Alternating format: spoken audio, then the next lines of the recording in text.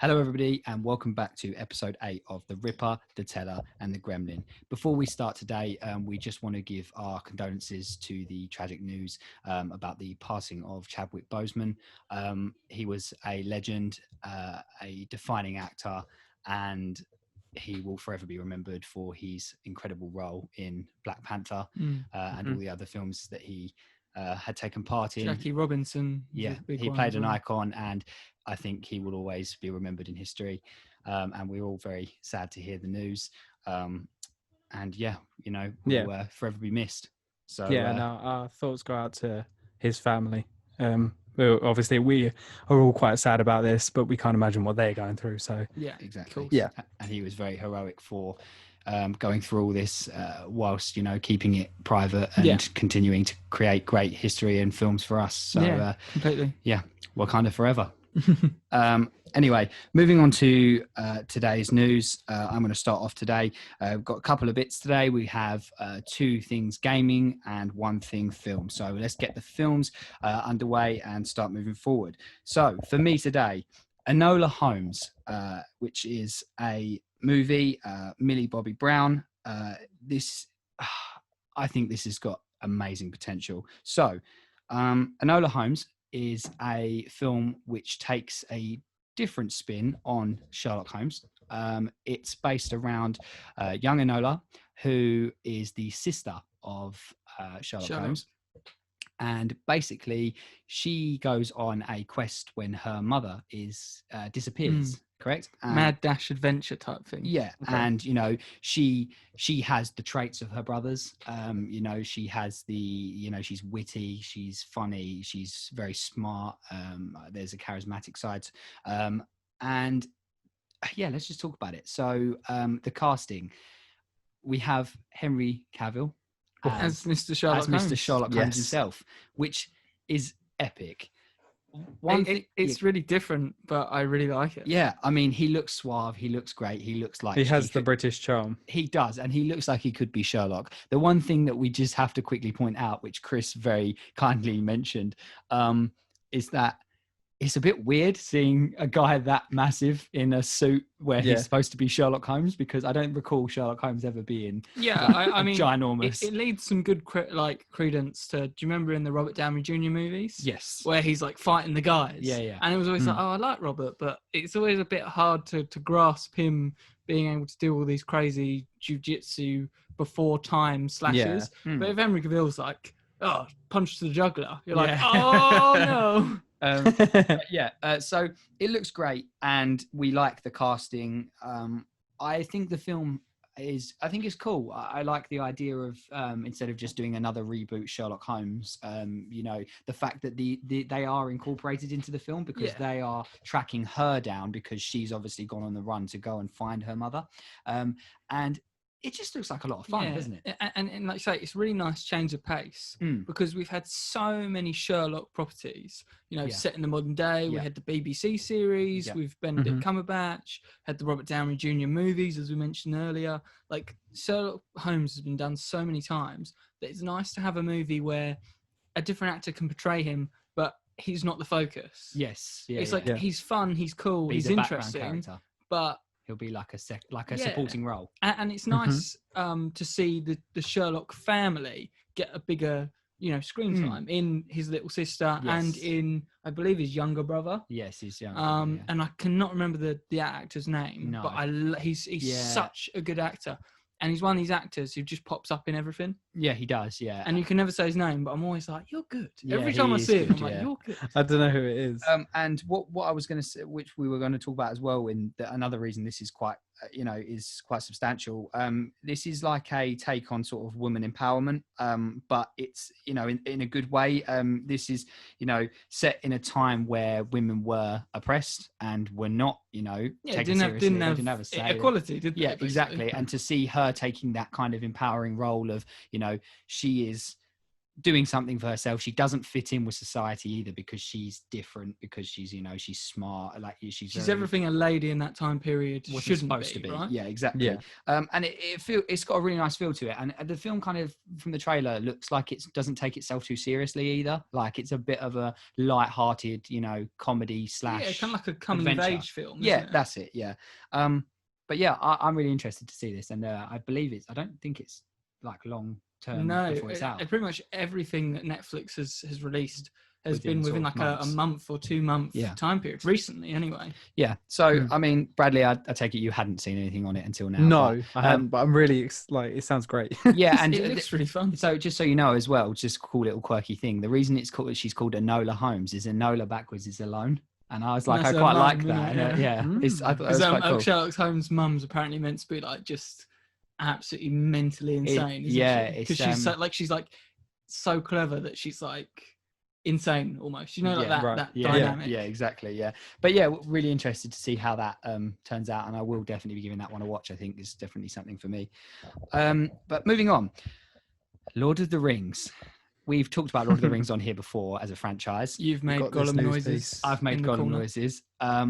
But there's been a lot of talk for a long time about how a Lord of the Rings Gollum game was going to be released. And for a long time, we've not really had too much. There's been, you know, things said by developers, things, you know, I think there's maybe been some artwork as well and things like that, but never really anything major or any concrete information. We got a trailer. It's not very long. It's cinematic, isn't it? Yeah, it's not very long either, is it? It's sort of a minute 30. Yeah, it's got to be around a minute long or so. So we don't know much about it, so there's not too much to say. But we do know that it's a very stealth-based game. It's going to follow. You will play as Gollum, and you follow a branching narrative storyline. And apparently, Chris had actually said here that the developers have compared it to the Prince of Persia franchise. Yeah, they said that was their inspiration. That's quite cool because I'd be interested how they implement that. Maybe sort of in a way, all that comes to mind for me is maybe the movement mechanics for Gollum, as he's obviously he crawls, you know.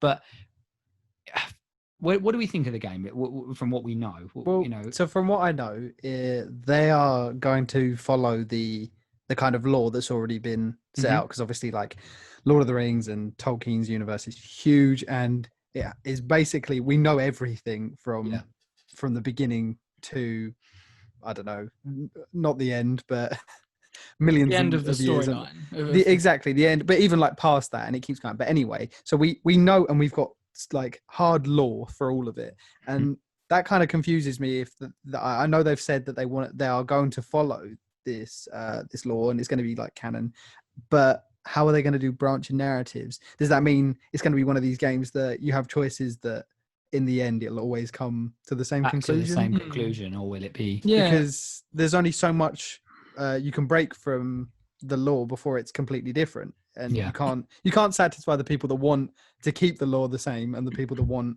a game that tells a new story with loads of branching narratives. So I'm just kind of confused on why they've tried to go that route, or what they're going to do with it. More like it's going to be quite confusing to try and encapsulate both. Yeah, unless they're trying to say that they're respecting the lore and the setting, and that everything is correct within the setting, but within the actual narrative itself, there will be different outcomes, right? So they're staying as faithful as they can to the world. Yeah, that's what I mean. It depends where they're trying to satisfy, because obviously we know where Gollum is through most of where the game is set. So it's going to be a case of, if he's not there, people are going to be like, well, why is he here? Yeah. And then there's a lot of cool stuff they can do. Yeah, but obviously it would break the narrative, and then the whole multiple routes would be a bit broken. So I don't know. It's just one of those there's not too much to say about it, and I don't want to dwindle on it for too long when we don't have much information. But one thing I would just like to kind of get your thoughts on is, obviously Gollum being the character that he is, how do we think kind of gameplay is going to work in regards to, we know it's stealth based, but it sort of is he sort of meant to avoid confrontation and combat, or is it going to be like, can he stealth kill? Like, how does this work with a character like that? I don't know if you guys ever played this, but I played this game and it's not of orcs and men. it's something to do with a goblin in the title, and literally the entire game is a stealth-based indie game where you play as a goblin. Oh, yes. And you run around, and you assassinate, and you stealth kill, and you assassinate. Yeah, and isn't he like wisecracking or rude or like So I've never played it, but I've seen it on. I don't know what I can't remember. It might be that, Bradley. I think it's on the Game Pass. I've played. Yeah, that's where I played it. Yeah, and I really enjoyed my time with it. But I can see something very similar to that without the comedic element, but as Gollum, just you know. stealthing your way around and using element of surprise and environmental things to help you kill enemies, because he's not doing the killing by himself. No, let's be real. Yeah, he's not a killer. Yeah, that's exactly what I was kind of thinking about and hoping for is something that was very much avoid as much combat as possible. Because that's the kind of character he is. He's very sneaky and wily, and he finds ways around things and through taking things. them head on. And then I think leave some bodies for Shelob. Shelob, she's coming. It's not going to be like Shadow of War where you approach them all head on and just take on. Exactly, and so I kind of hope for that. And then I want something that when you do have to go into this stealth mode where you have to kill, I want it to be really gritty and really like you said, using the environment, using everything he can, because that's the type of character he is. Yeah. It wouldn't be a case of, Gollum's got a knife now, I'll go up and Gollum knows how to subdue you until you pass out. Got a crossbow. Yeah, exactly. Yeah. I want it a bit like something that it kind of reminds me of is the recent Tomb Raiders. The way she is, where she kind of does her takedowns very aggressively and very she will take them to the ground and kind of wrap her legs around. Yeah, something like that, where it's really real and gritty rather than a lot of other games we've seen recently where you just kind of go up to them and just of the neck. And it's just this very quick, clean thing, rock to the back of the head. Yeah. We'll see. And it's something that's obviously grasped all our interests just because it's Gollum and it's Lord of the Rings. So, but I saved this bit of news to the very end because it's actually the one I'm the most excited about. So I don't know if you guys know this, Bradley might more than Chris, but I'm a serious Lego game fan. I think I've near on had them all. There's a couple that I've missed, like the Lego City and things like that, and the Cops one and stuff like that. But all of the ones. but all of the actual Lego games, the core ones. I've had Batman. I've the Lord of the Rings, the Hobbit, Harry Potter. I've had them. Whoa. Yeah, I've had them all. Star Wars. He has a big belt. I have a black belt in Lego games. Now I knew good at building, boy. Yeah, I knew for a long time that Lego Star Wars were going to make another one, which was going to be called the Skywalker Saga, which would include all of the 9 films, and it would just be one humongous Lego game, but all up to date with obviously today's. Because as much as it sounds silly, Lego games have made such an improvement from when they were first around to now. And it sounds I agree completely. They are such different games now. And this Skywalker Saga, I couldn't be more excited about because Lego Star Wars, the original, with the first few films in, it's my favorite Lego game they've ever made, even though it was old, albeit. Is that the one? Does that just Phantom Menace, Attack of the Clones, Revenge of the Sith, and then and then there was another one with obviously the original trilogy, and then they brought them together. Didn't they did, and then then it annoyed me because then they made Lego Star Wars: The Force Awakens, and I was like, they shouldn't have done that because they should have just waited. Before that, though, they made Lego Star the Clone Wars, right, which was my favorite. Amazing. So Lego Star Wars, I was about to say, this is my favorite of the whole Lego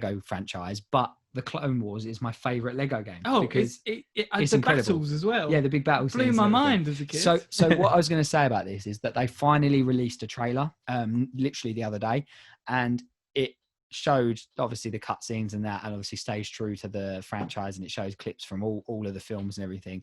And it's always got that comedy aspect and everything, but it looks incredible. And they showed you small snippets of gameplay, and it actually looks like they've gone for an actual gameplay improvements, in the sense of the shooting and the lights. Yeah, I thought that. And it looks like an actual. It looks smoother. Yeah, smoother. And I'm like, even though it's made out of blocks, it's It's got sharp edges and yet it's smooth. But I'm so excited, and it brings back so much nostalgia for me as playing the original Lego Star Wars and loving those games so much. And I can't wait to play them all again and to play them all in one go as well. You know, this is going to be a completionist nightmare, though, right? Oh yeah, to collect everything, all the mini kit characters. bits and all the characters. There's going to be, you know, like if you think about the more recent Lego games, how many characters there are, like the Avengers one and the Marvel Universe one. You've got like hundreds and hundreds of characters plus DLC characters and stuff. Yeah. Imagine how many are going to be in 9 films worth of Star Wars. There's going to be so many characters. Yeah, I mean, it's fun as well because we'll get to do. The funniest thing for me was always putting like Darth Vader up against like Anakin and stuff. Yeah. And now we can do Anakin versus Kylo Ren and have edgy little emo teens battle out their edgy form. Yeah, I know. I can't wait. And I'm so excited. So yeah, to be honest, again, there's not much to say. There's only been one trailer so far. The only thing that's annoying is that it still doesn't have a proper release date. It's now saying it's been pushed back, hasn't it? Yeah, because it's in half, I think. But which is a bit annoying. But you know, like we always say, delays are usually a good thing. So yeah, unless they remake. It is probably going to be a very big game as well, so you can understand exactly that. But yeah, that's all for me for news today. So who is going next? I believe it's Bradley, isn't it? It is me, and it's time to welcome everybody back to Corporate Beef. Oh, your favourite segment. It needs to sound like news thing. We need like a little jingle. Yeah, jingle like every time. Corporate Beef. Yeah. So we're grown men. Crying. Again, we're going back to the old Apple v Epic Games. It's still going. It's really just kicking off as well, like as in the whole law side of it and everything. But so Apple has recently terminated all of Epic Games iOS developer accounts, which means that Epic Games as a company can no longer update any existing games or upload any new games to the iOS store. And they've actually Apple have been quoted as saying they're disappointed that they had to do it. And then Epic did respond and say, well, why are they saying they had to do it? Because they didn't have to do it. And it's all kicking off. They're having like micro fights between them. Microaggressions. Yeah. And they've also said Apple have said that they hope they can work together again. And I'm not surprised because statistics have shown that $1.2 billion have been generated from Fortnite in the App Store. 1.2 billion. Wow. Which means Apple would get around $360 million. So I can't really say I'm surprised. Change. Yeah, for doing nothing but owning the store. So I can't say I'm surprised that they hope they can work together.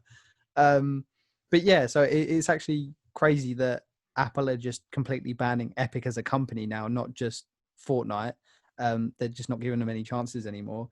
But like I said, they did say they would be happy to work together again. So basically, they're putting them in a position where it's abide by our rules or don't work with us.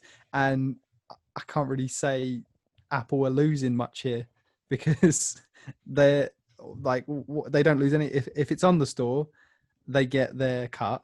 If it's not on the store, they don't. But at the minute, they're not giving them their cut anyway. So Apple are literally losing nothing here. Whereas Fortnite is losing.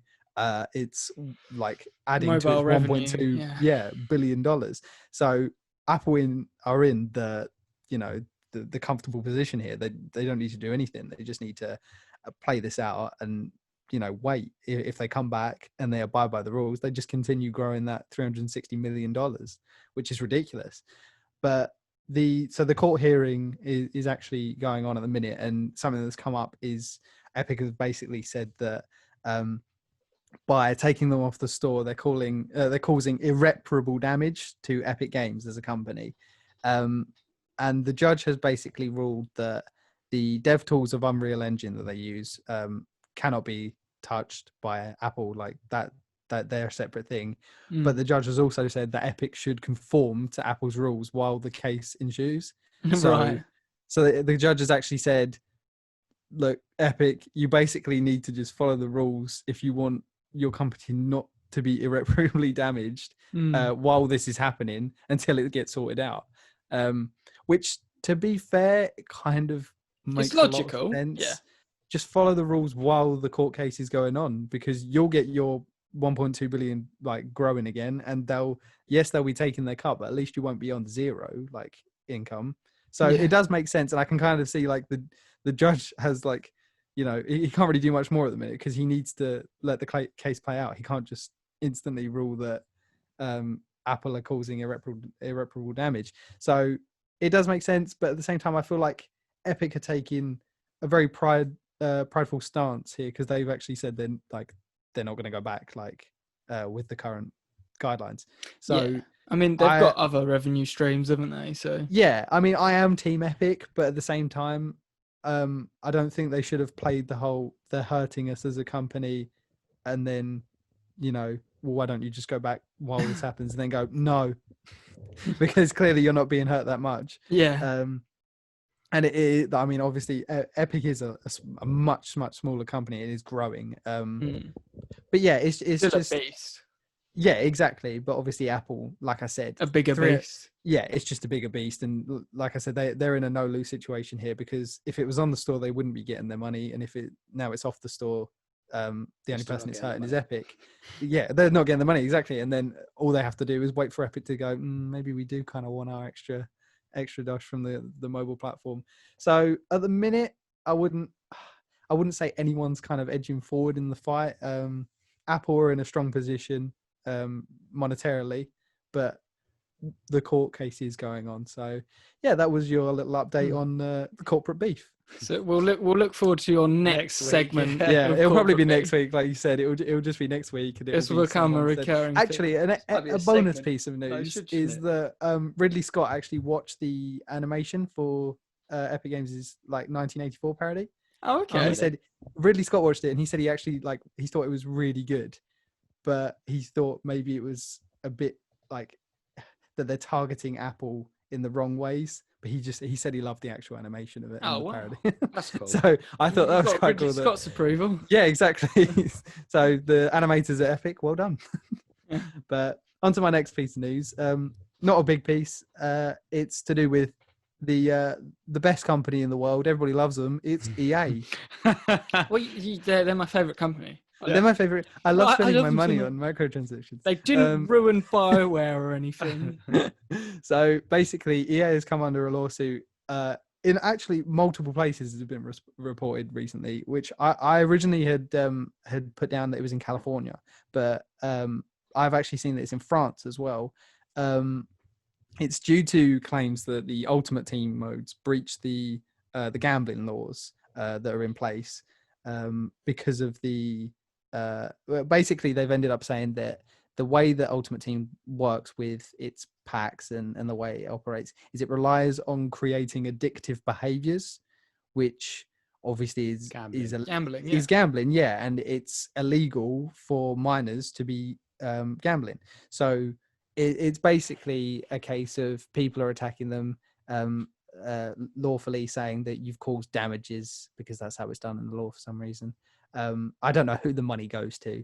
I'm not clued up on the law. When someone sues for an amount of money that concerns the public, I don't know where the money goes to. But yeah, either way, EA has come under this lawsuit in apparently multiple places, which, to be fair, has taken quite a time to happen, considering how I was going to say that the loot boxes. Yeah, I was going to say that targeted like last year, the year before. EA have always been in the spotlight for this problem, haven't they? They're the biggest offenders by far. And it's always been like a thing where you hear in the background, like, could this be classed as gambling, and are they going to get like sued for this? I'm surprised it's taken this long. So I think probably it was already dealt with in certain places. I think somewhere like Belgium. I think Belgium has really stringent laws on this type of thing, and I think they had already dealt with it. But I think people are bringing it up in different places. Going. So the one I looked at is California, because obviously they have separate state laws. So I think it's a case of we're just moving from place to place now, getting loot boxes banned essentially. Yeah, and to be fair, some loot boxes and customization type things in games do not bother me. I don't think they're gambling at all. Really, it's like stuff like it's skins, what, where you know what yeah, you're exactly. paying for. It's what you see. Is what you get. It's a skin. You can you can go online and see the chances and stuff.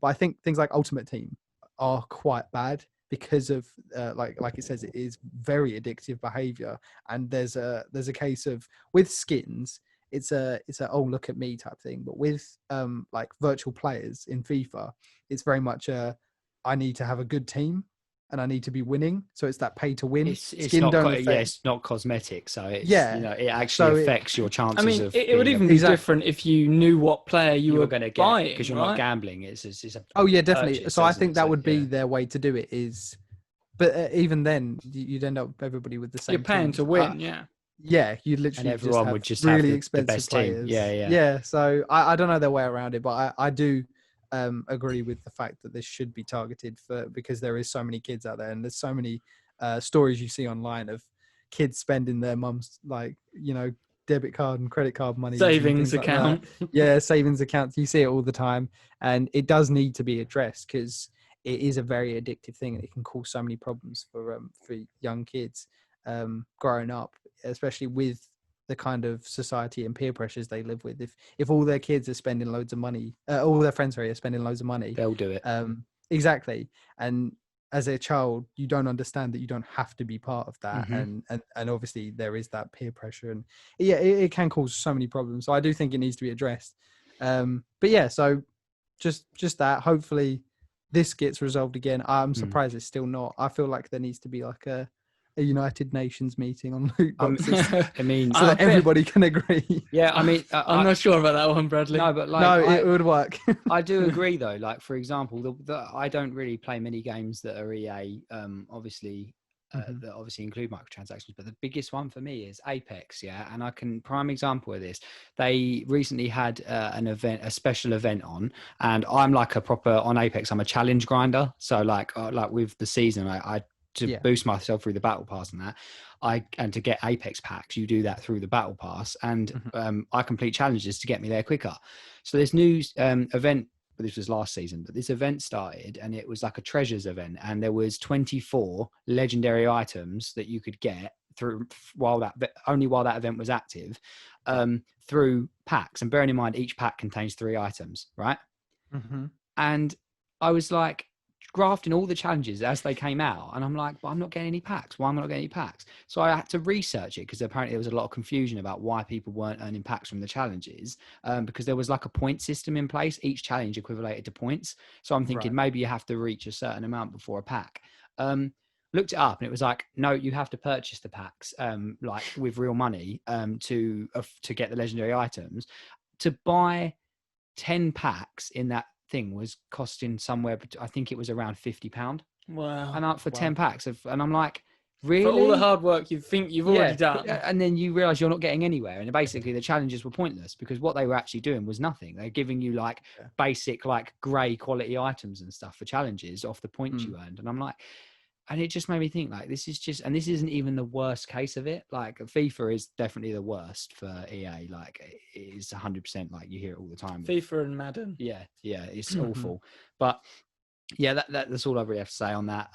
EA Sports, they take the blame, and they take your money. In the game. But yeah, so yeah, I don't really have anything else to say about that. Okay, so on to my last piece of news. So Call of Duty. Black Ops Cold War, I believe that's his full title, has recently released a trailer showing different scenes from history. These scenes are quite pivotal moments throughout the past probably about 100 years. And it included a scene from the Tiananmen protests in 1989 in China. And China banned the trailer, and Call of Duty has since changed the trailer globally and re-released it without this. It was probably only about a second and a half. Really wasn't very long, but he's completely removed it, and the video is shorter for it. But yeah, I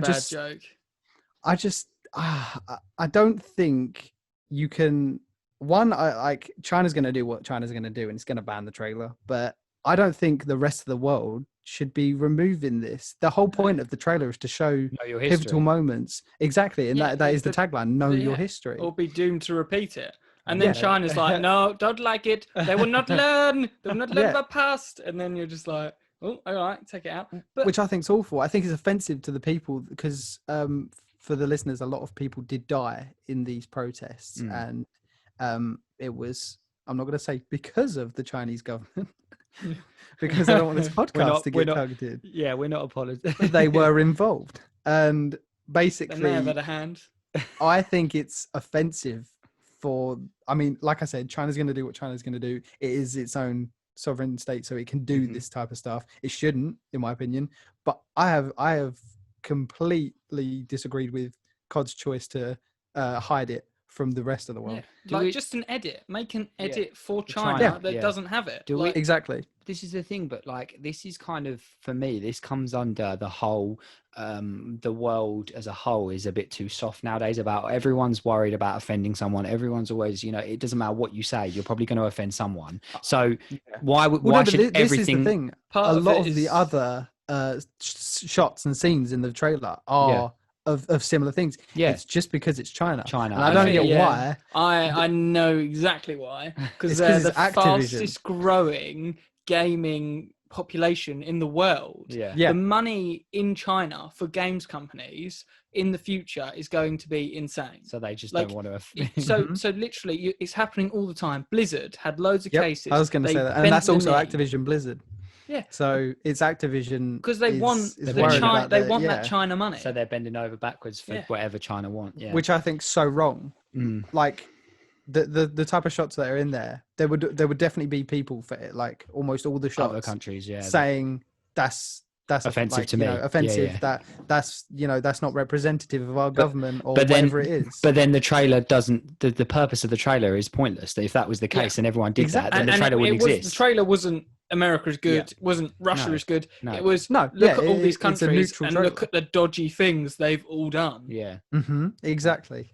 And like you say, it's the point was know your history, and the whole purpose of that was so people get a real feel for it. And what they've essentially done is gone, actually, don't worry about that part, because that part we don't want you to know about. Exactly. Know your history, except that part. You just don't know about that. But I just want to see the guy at Activision who had to deal with this. After Blizzard had their whole controversy. That's for another time.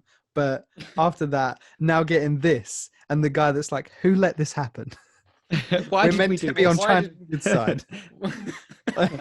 He's got to deal with all this marketing, re-editing the trailer, re-releasing it, probably sending apologies to China. Yeah, he's pulling his hair out. Poor old Treyarch have just made a great trailer. And then the bigwigs at Activision are like, oh no, we're going to offend someone. You took the creative license. It's so silly, but so we're all in agreement that it should not be censored for the rest of the world, and China's going to do what China's going to do. Exactly. So but that wasn't the only piece of news, Cod. The pricing has actually been released for the editions of Call of Duty. Now, editions have always been like, how much is each going to cost? But this year is very ridiculous, in my opinion. Purely. I'm baffled. I was sitting here explaining this, so bear with me, because this is just ridiculous pricing. Okay, so for the digital editions of the game, so this is no disc, all on the consoles. Yeah. It is $60 for the standard edition. Yeah. And that is on PS4 and Xbox One. So $60, you just get it on your Xbox and PS4.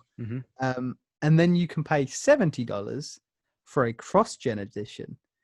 So that is a edition that you'll be able to play on your PS4 and your Xbox One. And a PlayStation 5. And then, exactly. It's PS5 it's an upgrade, basically. Yeah, for $10. And then there is the $90 Ultimate Edition, which has loads of extras, obviously, and it is cross-gen. So the Ultimate Edition, we're going to leave out from now. That's $90 always. But yeah, so the main point is $60 for the standard, where you get to play it on just current gen, and $70 where you get to play it across current and next. This is a upgrade that can only be done in the same generation. family. So you couldn't go from Xbox One to PlayStation 5. PS5. Yeah, so it has you to be stay on your brand. Exactly, which makes sense, and a lot of people would anyway, just because they've got that pre-existing thing. So that's that, which I already think is ridiculous compared to all the other games that have said they're gonna be free upgrades. They're gonna just release on Xbox One, Ghost of Tsushima. free for Series X. Yeah, Ghost of Tsushima, free on PS4.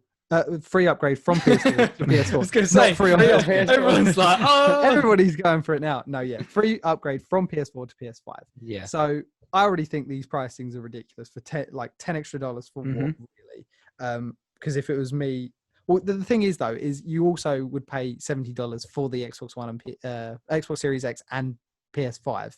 Yeah. So the cross-gen edition is literally just the next-gen edition, but you get to play it on the previous gen. You can just play it on the other one. Yeah. Yeah, that's the digital versions. Now, the physical copies are even more stupid, in my opinion.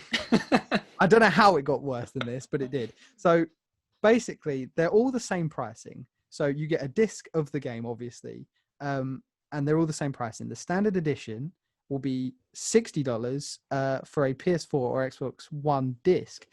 But with a physical copy of a PS4 disc, you can play that on PS5. Okay, so you've like paid a mind chart. Yeah. You've paid $60 for, because I worked this out earlier and I went, who would ever do this? So you pay $60 and you get a PS4 disc that you can put in your PS5. You can't do it with the Xbox One version. Don't really understand why. They kind of were like, no, you just can't. But thanks God. Right, so you do that, and then you pay $70 for the cross-gen edition, which is essentially the Xbox Series X disc, but you can also play that on Xbox One. So you get an Xbox Series X game, but you can also play it on your Xbox One. Now, the PS5 one isn't a cross-gen edition. It's just $70 for the PS5 disc. Yeah. Which cannot go back to PS4. Yeah. So in my head, who in their sane mind would pay $70 for a PS5 edition when you could play just buy $60, get the PS4 edition that you can play on PS4 and PS5 with there's no cost. Logic to that, is there? No, and literally it doesn't make any sense. And there's like I've been going on like line, and there's no, like, Activision don't have any explanation to this because I don't think they've thought it through. You would never buy, or someone, I think they're relying on people to go, I've got a PS5, I'll buy the PS5 one. Yeah, I'll just buy the PS5 edition. Because if it was me, even if I didn't have a PS4, I would buy the PS4 edition, because what happens is you plug it in and it gets you the digital version on PS5, and you need the disc, because they answered their own question of, could I download the digital version on PS5 and then give the disc to someone else? And they were like, no, of course you can't do that. I was like, I can't believe they've just answered their own question of, can I like share this game? But so you do that, but then you could go off and play it on your PS4 again. Say one of your friends wanted to play the game and you were like, oh, I can lend it to you. Like, I'm not playing it at the minute. And he's got a PS4. You could just give him your cross-gen disc and it would work. And that's what I just cannot understand, is why they've got a PS5 edition if that's the case, and why the PS5 edition doesn't have a PS4 version, but the Xbox Series X one does for Xbox One. Literally, I don't know what Activision are doing. I'm so confused. I just it sounds like Bradley's losing his mind. I am. I don't know. Like, who imagine. decided these prices? Chris is going to edit this, and turn it into like a murder board diagram. I've got when you upload this to YouTube, have the artwork as the diagram. Just this will make sense when we get to Bradley's news. And literally my last point, like that I've wrote down, is PC have got the best deal going because it's $60 and that's it. But PC's PC. There's no you don't have to really justify a price hike, can you, on PC? No, exactly. So we get the cheapest standard edition, and we'll get the best, like the best version of the game, essentially, depending on your hardware. So yeah, basically, if you're going to get a PS5, just get it on PlayStation. You want to get a physical edition. From my understanding, just get a PS4 version. Don't fall for their tricks, because that seems what it is. It just seems like tricks. Anyway, probably no one understood this. And I just wanted a quick rant about how stupid the people at Activision with their pricing is compared to everyone else that just say free upgrades. Yeah. They couldn't just do that. They couldn't just have 1 year of, you know what, free upgrades. Like, It's how already can we make $60. more money? Yeah. We'll So- convince people who don't think about it to get the PlayStation 5 edition. Anyway, Chris, please take the news. Yeah, please. yeah. I'll move away, Bradley. We'll change So the angry. subject. I've just looked at Chris's news pieces, and of course it's in there. Wait, I'll tell you. There's 2 in there. I've got to be honest. I start feeling bad because I seem to always leave the news with like a sour note. So I'll give you that little tease to my intro. But the first piece I want to talk about is we've got more Halo news. Ah, there it is. Because of course I'm going to talk about Halo, right? So basically, 343 Industries has brought in a guy called Joseph Stratton. And Joseph Stratton was an ex-campaign lead on Halo Combat Evolved, Halo 2, Halo 3, Halo ODST, and Halo Reach. Mm-hmm. So Right. all the Bungie games, right? Yep. And this comes after we've heard Halo's being delayed. And because it's been delayed, they've brought this guy in to become the new project lead for Halo Infinite Story. Right. Which does not sound good at all. This, there was theories that there was going to be a lot more going on than just a simple delay, but to bring someone in and remove the old project lead and bring in a guy, there must be some big changes going on. Yeah. Like, you don't bring in a new project lead for a simple delay, right? No, Mhm. you don't. Of course you don't know. But he's got a great track record, and a lot of the fan base thinks the Bungie era is the greatest era. I think from a storytelling perspective, you could argue that. I think mechanically the games have got better under 343, but definitely the story was peak Back then. back with Bungie. So if anything, if there are problems with the story, this man's your man to try and set it straight in my eyes. Agreed. No, I agree. But yeah, that's pretty much that. Just they've brought him in, and It's interesting. I wanted to mention it. I mean, what do you guys sort of think about all of that? Bradley? Pass it on to me. No, I don't know. I think it sounds like a good thing to me. Like, obviously we want a really good story from Halo Infinite. Like, we don't want just, I don't know. I do feel like 343 has kind of, its story doesn't captivate me like the the originals Bungie, did. yeah. It doesn't have that same feel to it. It feels like a smart move, just like you say, because if there's anyone who's going to help out with the story and making sure that this is a great story game, then he's probably your guy. So it definitely seems like the right choice. Interesting, but obviously we'll see. Yeah, no, I mean, it's just it definitely gives credence to the rumors that this delay is more a shake up of the game than just a simple delay. Which is fine. If that's the direction they feel it needs to go, then that's always good. But I am worried that, they took Craig the Brute too to heart and want to shake it up. Want to shake it up too much. He better. Maybe they are. Maybe they brought him in and said, we need to work this boy into the story, the whole story, like from start to end. We need Craig the Brute. So maybe that's what he's there for. We can only hope. We'll pray before we go to sleep to our Lord and Savior Craig. But the next bit of gaming news I wanted to discuss was actually we got a Dragon Age teaser. It was a behind the scenes trailer, and one thing that struck me as weird was it starts off with Casey Hudson, who, if anyone doesn't know, he was the creative lead on the Mass Effect trilogy. So I really like Casey Hudson, but he started off going, this trailer, blah, blah, blah, we're just in pre-production on Dragon Age. And I was like, hang on a minute. How many years has it been? Like, since Inquisition and since Anthem? And I'm kind of like, I'm so confused. I was like, don't you have like 3 BioWare studios? Like, how are you only in pre-production for Dragon Age 4 at this point? Like, and it was weird. Yeah, it was so bizarre. When he said that, I was like, cool, and I'm really liking what I'm seeing. But yeah, pre-production. that's exactly what I was thinking when I was watching it. It was just weird to think, because they announced it a long time ago, didn't they? They confirmed that they were working on it, so it was a moment of like, what? Yeah, I mean, what's been going on? This sort of lends a bit of credence to the rumors that were going around as well, because right at the time after Anthem came out, one of the lead designers at BioWare said, "Oh, I'm leaked. It came out. Said, oh, this was a rumor. I'm so scared for the future of Dragon Age because it's just Dragon Age. It's Anthem with dragons." Those were his words. I doubt that. But with dragons. That don't sound too bad. As in the gameplay of Anthem with dragons. But I think he means more like 4-player co-op, open world, like stripped away RPG elements, like trying to go for this big cell cooperative world game, right? Which I think, you could do that as a spin-off game and that'd be fine.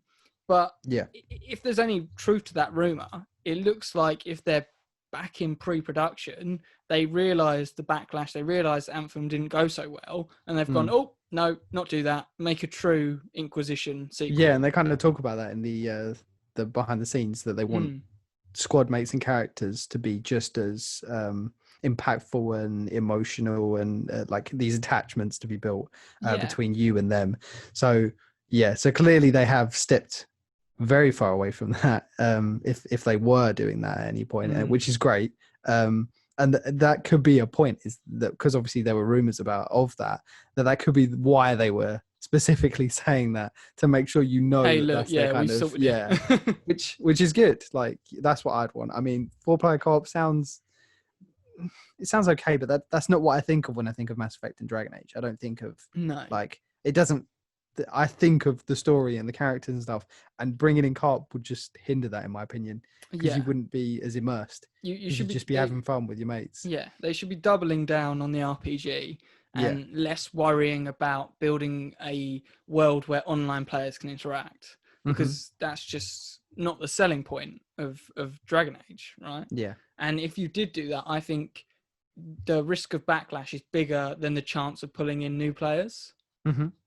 But I mean, the last thing I'll say on it is, I don't know if you noticed at the end of the trailer, you saw what I presume is the main character in Warden armor, and my God, it looked just like the cinematic trailer for Dragon Age Origins. I didn't see that. Which is my favorite. I must have clicked away. Yeah, it's like too early. It's either at the end or it's at some point in it. But you literally see him, and he's standing there, looking up at something, and he's in the Warden armor, and it's more spiky than the one in the cinematic trailer, but it's so similar. You can see they've taken inspiration, and I can remember looking at that armor and thinking, that's so cool. And the worst thing is, that armor's not even in Dragon Age Origins. The one that was in the cinematic trailer. Seriously? Yeah. You could get That's so weird. You could get all of it apart from the helmet in the DLC, in one of the DLCs. But even then, the coloration wasn't quite right, and some of the details were different. That's always such a weird thing when stuff like that happens. I never understand that. But that, for me, I saw that and I was like, oh my God, it looks just like the armor. So I really like the pre-production gameplay we were seeing. I thought the mocap. It looked really different from like what we're used to. And obviously it was like shield up, and he was taking these magic blows, and it looked really good.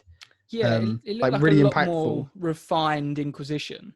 Mm-hmm. Which like Inquisition with more weight type thing. Yeah, exactly. Like more realistic and more feely. But yeah, no, I mean, I'm looking forward to it, but obviously it is a long way off, so wouldn't sound too excited yet. I mean, we're both mildly optimistic. I don't know. I think Jack's got zero interest. Jack's just zoned off in the corner. Dragon Age? No. Can I complete it in a few hours? I was just it has to be 140 hours, and that's just the main story.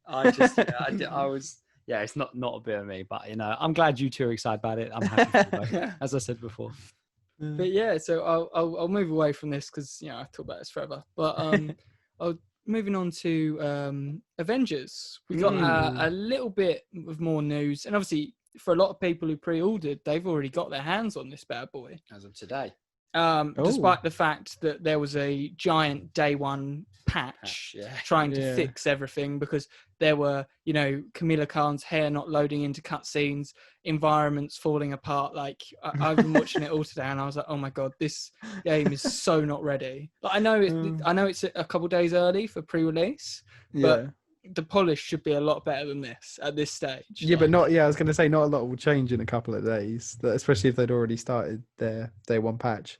So, but the sort of thing we're talking about today is we got these things called hero challenge cards been revealed to us, and they're kind of like mini battle passes. So, the monetization in this game is pretty crazy, and we sort of spoke about this before, and basically the way they've sort of been explaining this is the challenge cards for the first 6 heroes in the game, the base heroes, are free. So that's just something you get, and you unlock skins and all different cosmetics, and I think they mentioned a few abilities, but that's on the newer heroes. Right.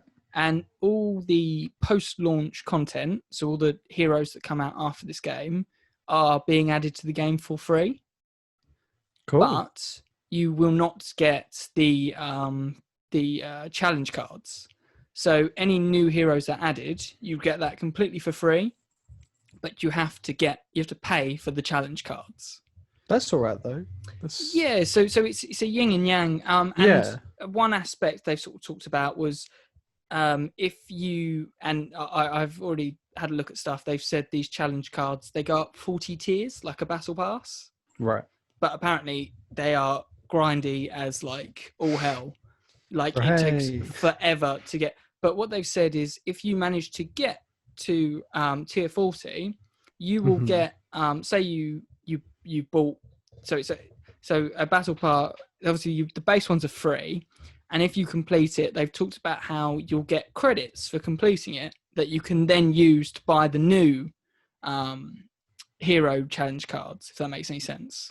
So if you complete all of Hulk's challenges, you'll get a load of credits that you can then use to buy Hawkeye's when Hawkeye's added, right? Right. So if you grind through all the challenge cards, you'll at least get 6 free new challenge cards, right?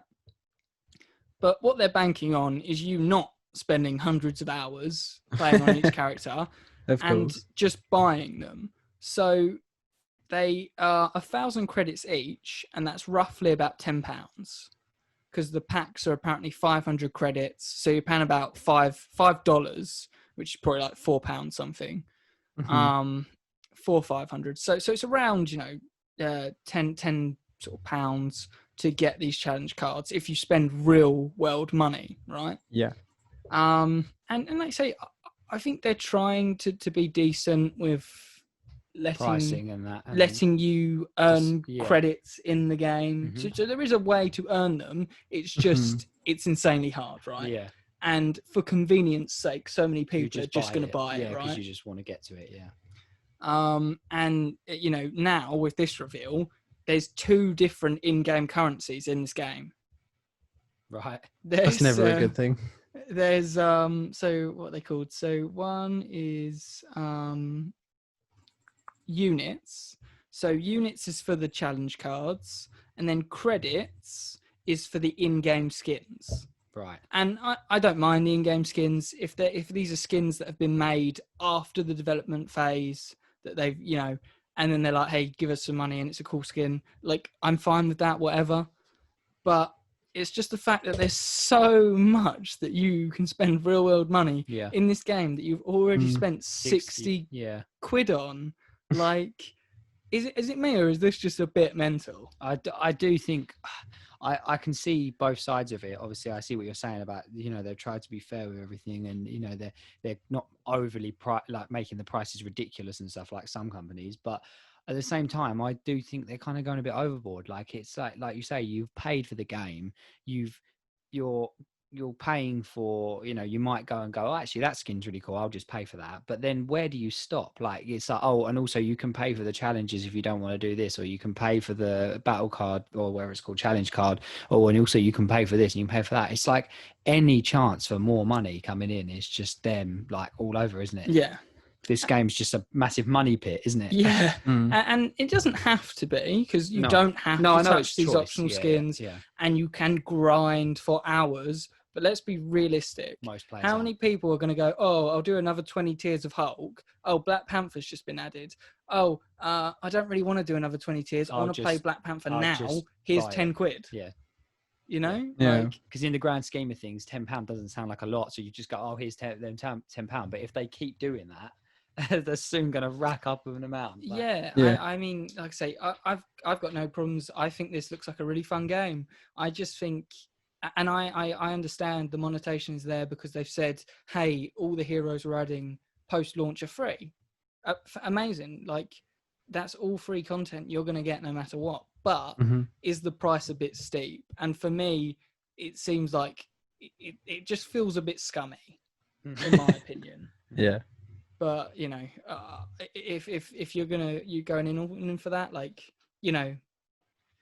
it's just a tough one. I'm of two minds of it, but I just can't help escaping feeling like they're trying to milk people because it's the Avengers license. Yeah. Oh, definitely. Yeah. But yeah, I mean, I'm going to move away from that because that's all I really had. You guys got any sort of closing thoughts on that? No, I don't really have any closing thoughts on that, but I haven't purchased the game yet, but I probably will, because I am quite excited for it. I don't think I'll hopefully not be suckered into buying everything that comes out for it. But so when Jack comes back, I went, oh yeah, I spent 120 quid. Yeah, and no, but I do want to get it. And I will probably, if I do get it, I will definitely talk about it. But yeah, it's, I'm in two minds as well. I can see both sides of it. But yeah, that's all I've got for it. Okay, well, let's move away from the news and head straight into our reviews for this week then. So this week, I'm trying to transform the pod. I tried to turn it into a Halo podcast, and that didn't work. They didn't let me. So I'm trying to take it down a different route now and take it to a Dragon Ball podcast. So this week, I'm actually talking about Dragon Ball Z Kakarot. For those who don't know, Kakarot is Goku, the main character's Saiyan name. It's the name he was born with on his home planet. And basically what the game is, which was really fun for me, it's a retelling of the events of Dragon Ball Z in a video game. Okay. So, it's really fun for me because obviously I've literally just watched that series. So I saw it on sale and I was like, oh, okay, yeah, sure. Like, I'd love to experience it again and see it through another lens. And, I'm of two minds of it because I really enjoyed my time with it. But I kind of feel like if you're not a Dragon Ball fan, I don't know if it would have the same effect, if that makes sense. Yeah, definitely. Because it is like, it's weird because it's very...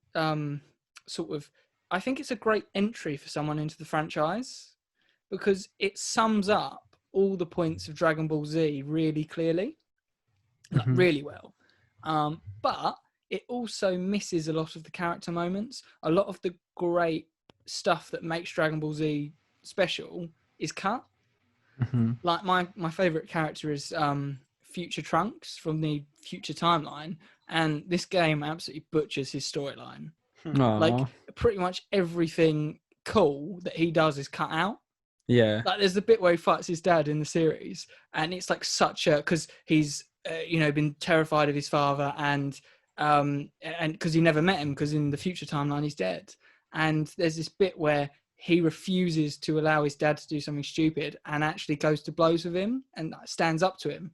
And it's this really great character moment, and he's kicking his ass, and you're like, oh yeah, go. Like it's a really satisfying moment, and it's just not in the game. They just completely, and literally I was watching it as I was playing, and I was just like, oh okay, where was it? And there's a lot of moments like that where I was expecting something to happen and then it just never happens. Yeah. Or like something that I thought would be brilliant for gameplay, like in the second arc, they go to another planet, and there's this whole like spin-off story where they visit a few planets before they get to their destination, and all that's just cut.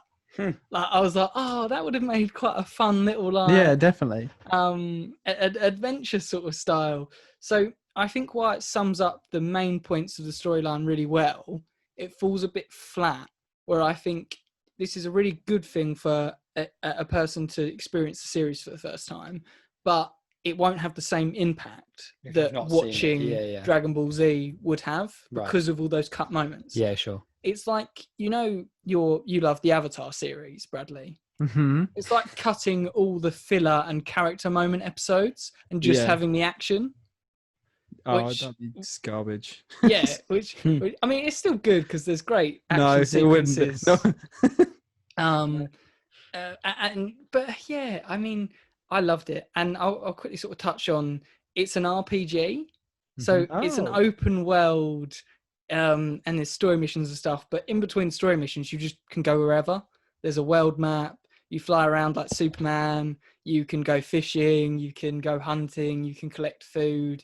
You can make meals. Like they've gone into crazy level of depth in this world that I was just not expecting. Because when I bought this in the sale, I thought this was going to be like a beat 'em up. Right, that's what I would have assumed. Then I was like, hang on, this is an RPG. And you run around, and there's two aspects to the game. One is like the exploration mode. So you fly all around like Superman, and you can collect stuff, do stuff. And then it's almost like Pokemon-esque in that there's these enemies in the environments. And if you fly into them, it then loads you into like the battle interface. Right, okay.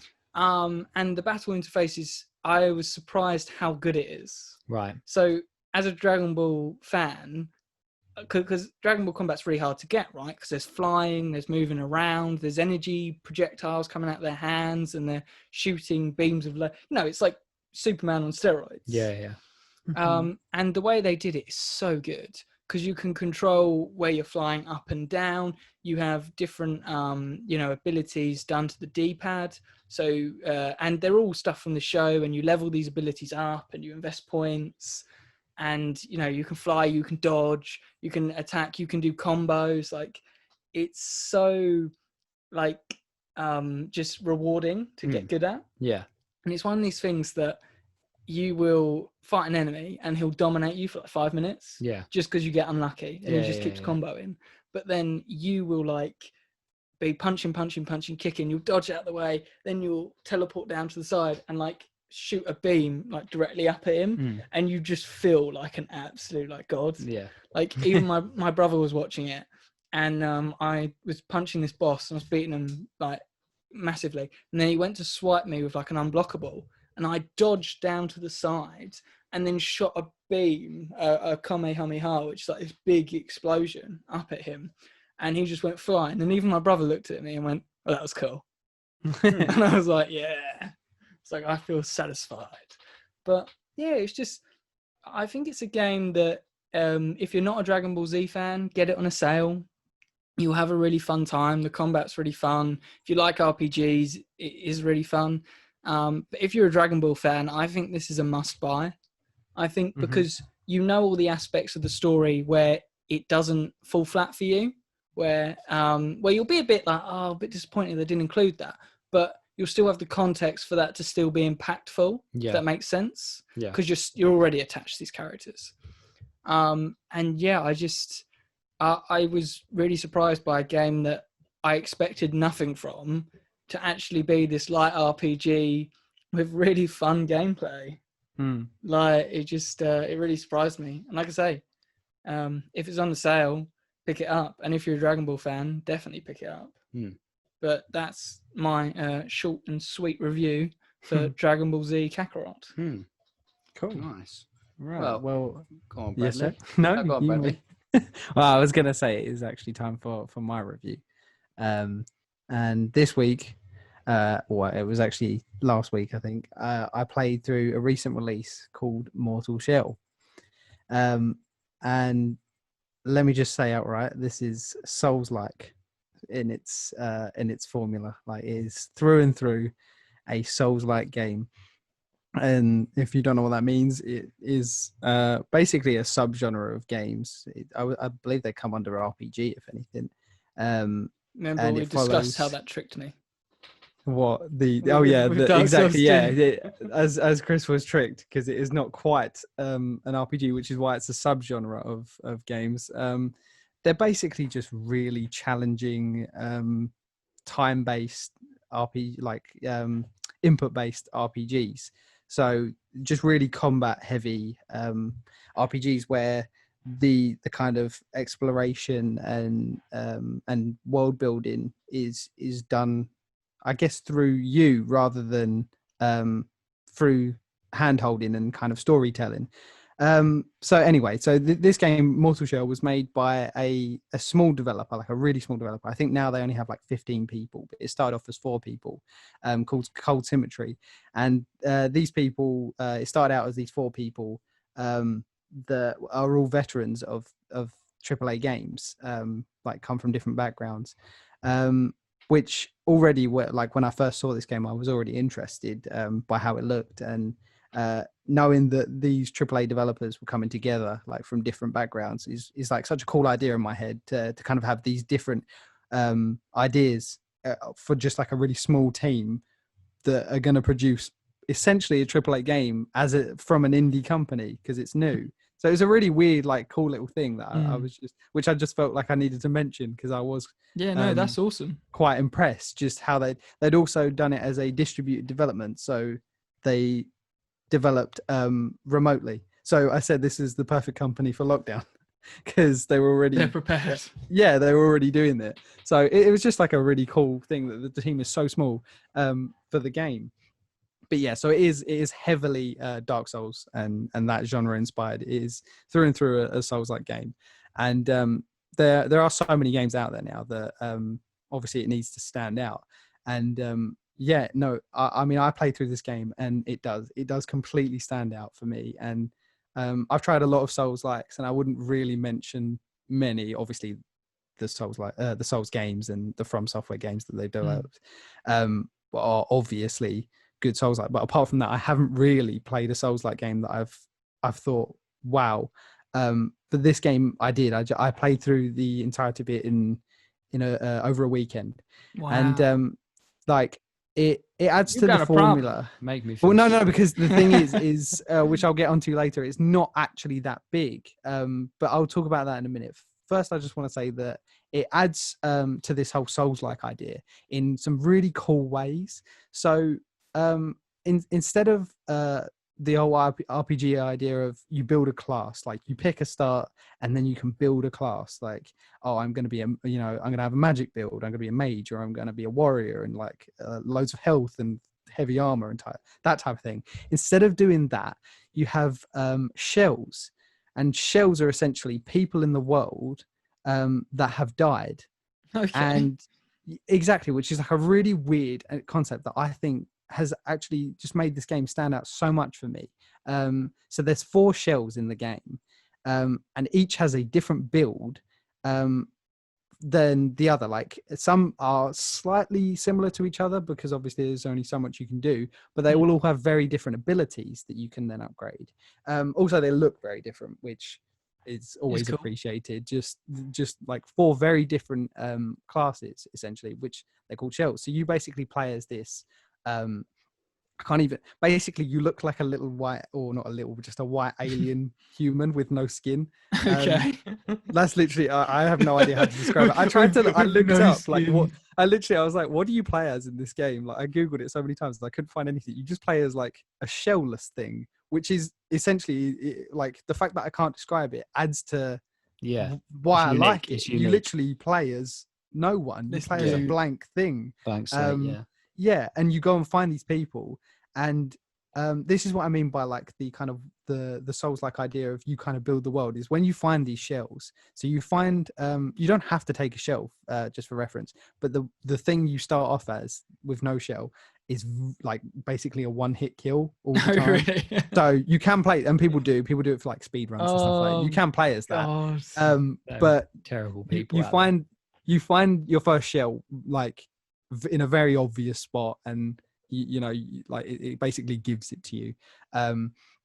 And this first shell is, I mean, he has a name. He's called Haros, and you get dialogue when you inhabit him, and then you find out his name from like basically the Firelink person. It doesn't matter. You find out his name basically from where you upgrade, and then every time you upgrade an ability or unlock an ability, you get a piece of dialogue and a piece of lore about this person, which I thought was such a cool little idea of rewarded you from a lore perspective. The fact that you start off, it's the fact that you start off without even knowing this thing's name of what you've inhabited. And I really like that idea of just taking it for yourself and then being like, well, I need to find its name and I need to find its story, and the more you unlock its story, the more powerful you get because you understand it better and how to use it. So it's just a really cool idea concept so basically, like, you could have so Haros because he's the first one you find. He's not bad in any way, but he's very basic. He has average stamina, average health. He doesn't excel too much at anything, and that's kind of the point because he's your first shell. And then you get like someone who's like got massive stamina but a tiny bit of health, and obviously he would excel at like very like dodging and lots of attacks. Very agile character. Exactly, and it's that kind of roguelike character. So it was really cool the way each shell feels very, very different, and you kind of want to you want to go find all the shells instantly, and like it's really worth it. And then you find out what they can do, and some of them have really cool, unique upgrades. But yeah, so the whole shell thing is already like a great idea, and I was really sold on that. But then they also, you can switch shells, by the way, whenever you want. The only thing that doesn't carry over is because each one has individual upgrades, obviously, so that wouldn't carry over. You'd have to re-earn the upgrades, because obviously they don't possess that upgrade. Does that make sense? I couldn't upgrade ones like one like, because they have cool little builds, like one instead of getting damaged by poison, he heals on poison, and that's actually the one with the really tiny health bar. So because he has such a tiny health bar, he has this unique little heal mechanic. So obviously that wouldn't translate to another class because he doesn't have, or shell, because he doesn't have that ability. So you'd have to redo that, but you can change when from the like hub whenever, like you just go up to their corpses, essentially. They're just lying in the tomb, and you just inhabit them, which is really cool. I'm going to wear you now. Exactly, which is something that like I really like, because I've always but in Souls-like games I've always been like, I have to pick a build and then I just stick to that. I've got like 100 levels and I've upgraded my strength, and I'm like, I really want to try magic. Obviously there isn't any magic, but I really like that idea of not being stuck. Allows you to see a situation and tailor your play style to that place. Yeah, definitely. I know a lot of players would do that. I mean, obviously, like people like me just pick a shell and are like, yeah, that's the one for me. Just go through the game. You're not cheating. Or I mean, I obviously picked the like really agile, like max stamina, tiny health, just because, like, why not? It's just fun. He also has a really cool thing because he has a unique dodge animation where he kind of goes into the shadows instead of just dodging. Yeah, because he's meant to be agile, so he has a unique dodge, which makes him like have more iframes. So he's like really, but they've all got little things that you're just like, wow, I really like that person. Like I said, they all have names, and you kind of get attached to them as people. But yeah, so that's really cool. And the combat is the other thing that they've really like stepped up and said, you know what, we're going to make it our own. So it does follow that kind of, you lock on, you kind of like, you dodge, you wait for your perfect moment to strike. But the thing they've added, which I love, is the ability to harden to stone. Okay. You can, instead of having a shield, there is no shields in the game, but you can at any moment, if the cooldown is off, you can harden your entire body to stone, and on your first playthrough that will block any damage coming in for one hit, essentially. And it's cool. So good because it will freeze you to stone no matter where your animation is. So you can do really like cool tactics combos and stuff. Yeah, of like attack delaying. And so like what I would do a lot of in the early game is not knowing what the enemy's going to do to me, because obviously I've just started. I'd let them run at me. I'd prepare a heavy attack, like a thrust, and then I'd just harden stone. And then when they hit me, they bounce off because obviously they've just slapped a rock and it it's made them like recoil. And then I let go of obviously the stone then breaks and I unleash my heavy. So it's like a really cool little mechanic of attack delaying and when to strike. It's great for like really that last second. So you could turn a corner and you just see out the corner of your eye someone's about to jump on you, just harden to stone. And it's just really, really strategic and nice. And I love the attack delaying and the kind of fun you can have with that. But yeah, so that is such a unique mechanic that I absolutely adored it. And I used it like throughout the whole game. Obviously it's meant to be used, but you can obviously play with, if you just prefer dodging, you can just do that. It's not, a requirement. But it also just looks really cool because obviously you get, stuck in these little statue moments that you can just like, nice. And you can hold it infinitely until that one hit comes in or you let go. So, but it does have quite a bit of a cooldown. Not like, it's probably about 7 seconds. But obviously in a fight that feels like eternity. So these are really cool ideas. And the other cool little thing is when your health bar gets depleted, because you're in a shell, you actually get slapped out of the shell. Okay. So you become that white weird alien thing again. And your shell hardens to stone to protect itself, and the enemies will start attacking you because you're out your shell and they're just like going for the kill. You're vulnerable. Yeah, and so you get to do that once per life, but there are some upgrades around that. But it's normally once per life. You'll get to get slapped out your shell if you die technically, and you can run around and you can click on your shell and go back in and you'll get like a full health restore. So it's a way of like giving you a second chance, like a last breath thing, obviously it's like you're one hit away from dying. Try and get back to your shell is essentially what their like kind of idea around it is, which again I really loved. Sometimes it was a bit finicky because you know what it's like in games when you're clicking on something and it's just not working. You're like, no, please don't do me like this. And you're stressing. Like, but I mean, overall, it is a really cool idea of the whole, because I don't know if you, I've seen Sekiro, Shadows Die Twice. That has a res mechanic, but you just resurrect. So it's a cool spin on that idea of giving you a second chance rather than just being a completely punishing game. Restart. But it's also like the second chance win itself is almost like a mini game. Yeah, exactly. Because you can just fight out. Because like I said, the guy can fight the like weird alien thing, and he is just as capable. He has a big stamina bar, just tiny health. So you could just finish the fight as him and then get back to your shell, or just leave your shell permanently. Like I said, you don't have to have the shell runner. No, but so these are really cool. There's only 4 weapons, which sounds like a bad thing, but it actually ends up being a really good thing for the type of game it is.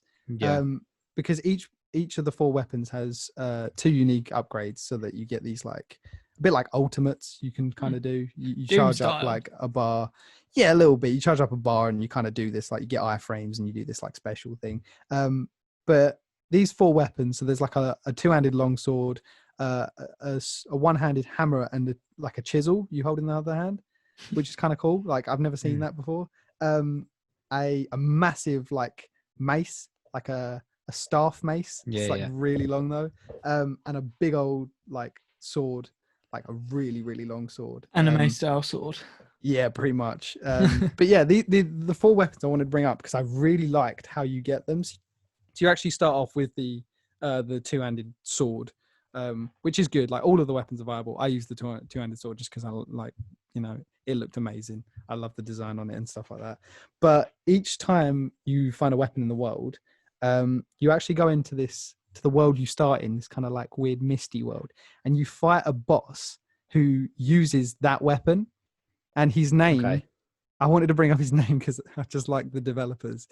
They named him Haydern, which if you read it actually says harden, because he can also turn to stone. So they named him Harden as well.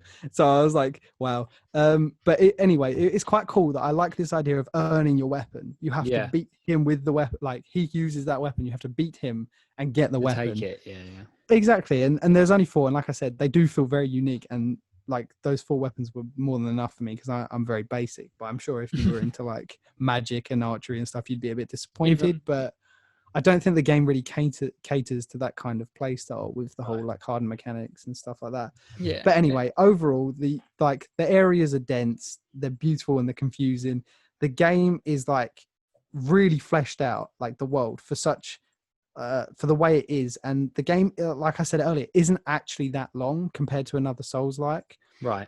So I think I finished it in around 10 or 12 hours, and I did I basically explored the whole thing, which doesn't part of me is like, that still is quite a lot, but it's because of the Souls-like genre being quite it's expected to be quite a big, lengthy, like 30-hour plus. But I think that what they've done here is they've made a really great self-contained package for people that want to try out Souls-like. Being there's only 4 weapons, you don't have to worry about builds, you just get a shell, you just pick up a weapon, and then you can just explore and have fun. And it doesn't have to be a 30-40 hour sync. You can do it in, if you rush through it, you probably, I know you can do it in half an hour. I've seen speed runs of it, but obviously if you were a normal player, you'd probably do it in like 8 hours if you were just kind of like going through it through the story, exploration. But yeah, so I think it's like small enough to produce like some amazing gameplay with awesome ideas, but large enough to not feel cheated. It also is only priced at £25. Oh wow! I saw that. They felt that because of the genre, and obviously, like I said, they feel that because it's not the same length as. But then you consider like, a story-driven game is not always expected to be like 10 hours plus. I know I've heard that Marvel's Avengers is only 6 hours long, the story. Yeah. Well, that's what I mean. So we don't, and that's £60. So it's weird that genres can kind of define the price. So I got it on the Epic Store, and I actually got £10 off for some reason. I still had a voucher from somewhere, so I only paid £15 for it. And my God, it was well worth the money. And I will go back because these types of games have great like New Game Plus modes. So, I love New Game Plus. Exactly, and Souls-like is the best for New Game Plus because you can continue building on your character, and you can. With this, I'm going to go through like all the shells and try all the different play styles, and I'm going to upgrade all the weapons, and it's just like, I mean, they even lock you out, so you can only get to +5 weapons in the first playthrough, and then New Game Plus you're allowed +10. So they even expect you to want to do a second New Game Plus. Which probably helps because it's not so long, because then it will encourage more people to replay. Yeah, definitely. And the last thing I wanted to say that I thought was a really cool thing is because it's realistic, is that when you find items in the world, you don't know what they do. You just pick them up and it tells you you've picked up something, and then you go into your inventory and you can see it, and you have to use it for you to know what it does, which makes so much sense because you could pick up like poison, and then exactly, that is literally one of the things you can pick up. They're called I can't remember what they're called, but they're these poison mushrooms, and you pick them up and you can eat them, and then you get poisoned, and you're like, well, great, I'm poisoned now, thanks guys. But the point is you then have familiarity with things. So not only does it tell you then what it does after the first use, you then build up a familiarity. Some items you only have to use like once or twice to get like full familiarity. Some you have to do up to 10 times.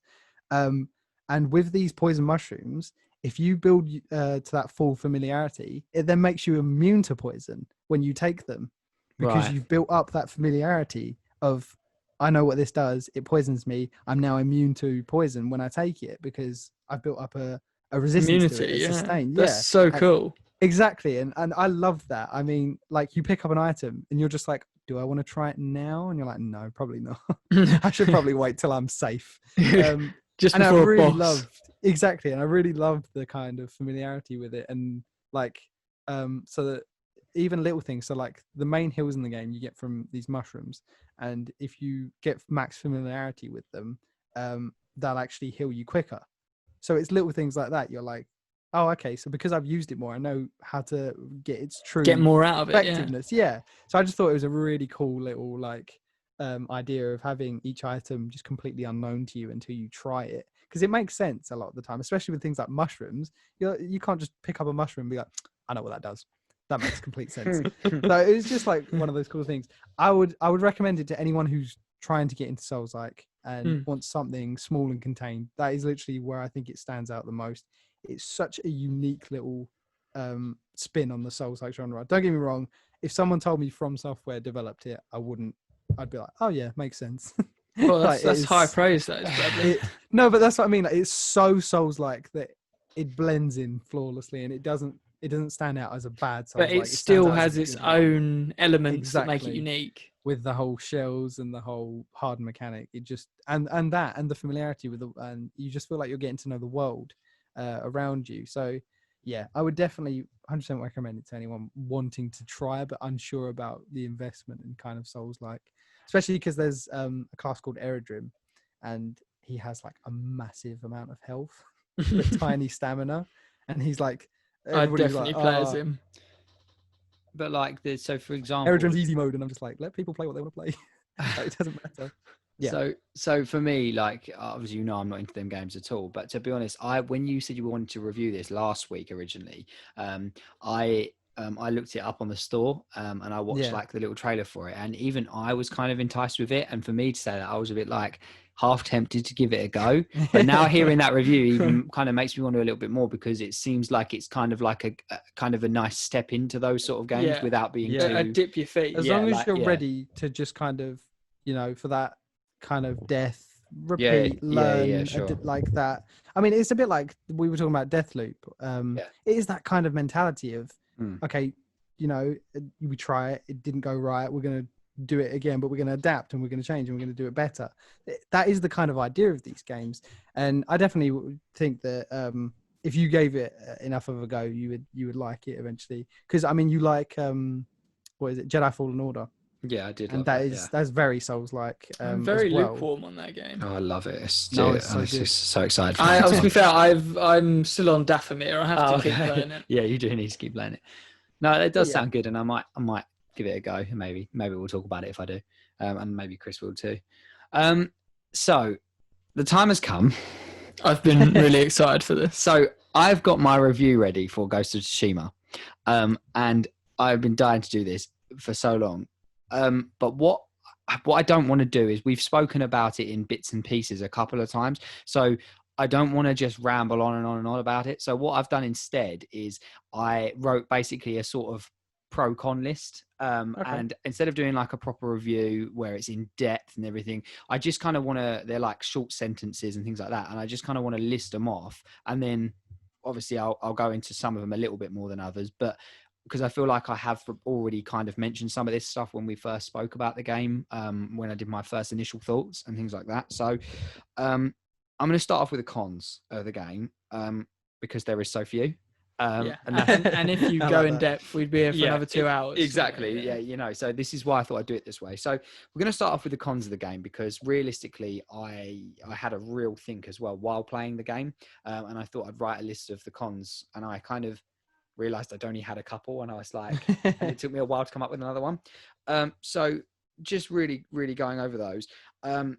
As much as the game looks incredible, I have noticed while playing that the voice dub to lip is not great. It's not always flawed, but in cutscenes, with the cat, there's a lot of dialogue, and it's enough to notice sometimes that their lips don't really look like, like games like LA Noire and things like that, where it's like so spot on. This just kind of is, for a modern day release, it did seem a bit backdated, like it was a bit like, was it made for English? It was, because actually that people have said, which is even more, they're an American studio, and but what's even more annoying is that they did make, you can play it in Japanese, so you can play it with the English subtitles and that, and they say to make it feel even more like an old Japanese movie. But people have said that actually the voice dubbing is worse in Japanese than it is in the ordinary way. So which is kind of a bit of a letdown. Shame, But either way, I would not play it that way regardless. But I just noticed that even during the main game, I probably would. I did notice though that the cutscenes, it does kind of, sometimes it drops in and out a little bit with like their lips matching up with things they say, and it just doesn't look too great. But like I say, that's something very minor for the pros. But you must have seen this. This is another. this is probably something they can just fix, just a patch or something, but you must have seen the endless arrows glitch. Please tell me you've seen it. No. Right. So No, I haven't seen it. basically, when you enter territories or like camps where they're like, it's not based on level, but like you can enter areas where you're not supposed to be technically yet in the story. Yeah. And if you do, it tells you when you enter there. You can't really stealth through it, like even if you've really tried. The second you enter it, they like one of them sounds the horn and it tells you that they're like heavily enforced area or whatever. There's a glitch which a lot of players have experienced, and basically if one of them shoots an arrow at you like an archer, you get hit by it, it knocks you into the air, right? And then an endless bombardment of endless arrows from archers just keeps hitting you so many times you get juggled and you can't hit the ground, so it will just knock you until you're dead. That sounds amazing. And it's funny, it's really funny. It's not actually ever happened to me, strangely enough, but I've seen so many players say they've experienced it, and I've actually watched videos of it. So as well, if you go into a camp and you climb up something, when you jump off, before you hit the ground, an arrow will catch you in the air, and you'll then just get hit and hit and hit and hit. It's like Keanu Reeves in The Matrix with a bow. Yeah, but it will take it. Honestly, it will just keep you up endlessly unless you just let yourself die, because you can keep healing yourself in the air as well, so you don't die. So it will just continue until you die. I watched a 1.5-minute video of someone being juggled in the air so much, but what was happening was their resolve bar was refilling, so they kept re-healing themselves, and it didn't finish for over 1.5 minutes because they were just getting juggled. God. But so it's obviously just a little glitch they can patch. That's amazing. It is Don't brilliant. patch that. Yeah, this is Ghosts Craig. I'm gonna show you it after, just so you can see how funny it is, and Bradley, look it up as well. But that's obviously just a bit of an issue, but something they can sort out. The other one I would say is things like more simple things that a lot of games do, which is, again, as much as the game is stunning, textures, not as in like pop-ins and pop-outs, because it is good for distance and up close, but things like if you wear an outfit that's got a cape, you'll notice like his swords, like the sheaths and that will like go through the cape, and like they like glitch through it, and like if he leans against stuff or whatever or sits down, the cape goes like weird, and like the cape's really good because the wind is so the cape is so authentic with the wind blowing and stuff, and the way it flaps around in the wind, and it looks great. But then in cutscenes, if you're wearing certain things, you'll notice parts of your armor and stuff like glitch through things, or like if he's leaning against the wall in the cutscene, it will probably half of his shoulder pad will like be in the wall, and I'm like, again, it's just small details, but like just things that obviously could look better, I guess. But there's the one that, again, see, that's 3 cons, and I've only got one more. I love the way these have all been very like minor things. Yeah, as well. they are, and this is none of them have been like, I hated hated well, this. because I didn't want to. No, but I didn't want to come in because what would you if I come into this and just gave you a review where I absolutely adored this game? Yeah, and no game's perfect. The last one for me, which is a bit of a bug for me, except Lego Star Wars, is the AI in the game. So what I mean by that is the AI isn't all that intellectual. So like, what I mean is, I can give you a prime example. I did a mission the other day, and it was only a side mission, and you were going to protect a whole village from an attack that was about to happen. So you told them all to hide just outside the town in some long grass, and you told them to all to wait there, and you would wait in the town, and you would ambush on your own this attack that was about to happen. So you set up some traps and stuff like that. And in standard side mission fashion, one villager was left in one of the huts, and you hear the scream, and you get told to quickly go rescue her because she's about to be killed or whatever, or about to be attacked. So you run down there or whatever. And what makes me laugh is that like you get to this poor villager lady, and she's just standing there while men are standing around her, like preparing to just slice her in half, and she just stands there going, "Oh no, help!" And it's like, wouldn't you have just run? Like, and I thought like the AI would be like, you would have hoped the AI would have been a bit more like adaptive to like react like a real person would react, like, you know, scream, run in terror, like, you know, like, and if the bad guys can catch them, it's quite realistic because it's like they've run away and they've been caught, but they just stand there, and like after you go and rescue her, you then go and talk to her just to make sure she's okay, in side mission fashion, and she just is quite she stands there straight, and it's almost like she forgets that she was nearly just killed. And then once you've told her to, like, that you finished talking to her, she continues to stand there in the town that's just been overrun and ambushed. And I'm like, why is she not leaving? Like, she's just been attacked. Like, so it's just things like that, like things like the AI could have been a bit more human-like, I guess. But again, this is and again, these are only characters that don't really impact the story, like not actual. And AI like is villagers. wonky in so many games. Yeah, exactly. It's a villager and things like that. So they're my cons. Now, pros. I'm just going to reel through them. The game is beautiful. The setting is beautiful, and it never ever gets boring to look at. Like, it's just, no matter how far you go in that map. And by the way, the map is huge, and I had no idea how big it is. I literally, when I got the game, I had no idea it was going to be that big of a map, and I still haven't fully uncovered it, and I'm still focusing on just uncovering and everything before I progress all the way through the story. Albeit I have done a bit more now.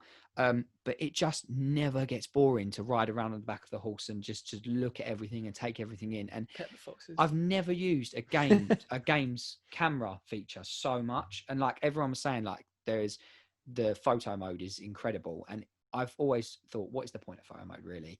And this game, I've taken so many photos because it is stunning. And it really does just look incredible and captivate the feel of the game.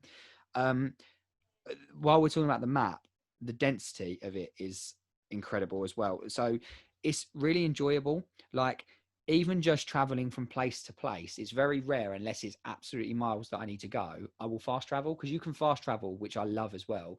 The option, pretty much any camp that you visit has a fast travel point in it. So you can fast travel practically everywhere. So you don't have to graft these long journeys on horseback, but it's worth it, because you'll probably come across something on the way that will catch your interest, and you'll probably end up somewhere else, or you'll discover a secret or something like that. And there's so much in that map that draws you in, hence why I still haven't finished the campaign, because I get distracted all of the time. And it really feels like they put a lot of effort in. So when I say that, I mean, there's so much on the map that's different from each other. So like, you have fox dens, you have the shrines, you have random one-on-one, like, people just offer you out for like duels, and that is awesome. Like, that just so many different things come to play in that map that you never really, even though you're doing the same ones over and over again after a certain amount of time, you never feel bored by it. Like, I've never thought, oh, I can't bother to do another one of these, like, I'll just leave that or whatever, because they all look so different from one another as well, because the map is so insanely different. So yeah, again, fantastic.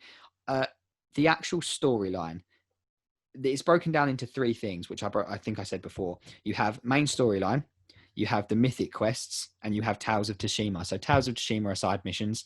Mythic quests lean a bit more into the mythology, and also each one you do grants you a sort of superhuman ability, kind of. Oh, that's cool. Like, so for example, one of them is, they're not so much supernatural, but like, they give you a new technique basically, but some of them are a bit like leaning into could a real person do that? Like, for example, there's one called like the Wrath of something, and basically it's where he enters a stance and everything slows down around him, and then he can almost teleport dash and slice through multiple enemies really quickly. Oh wow, okay. And like, it uses your like stamina almost, but kind of like light Shadow of War.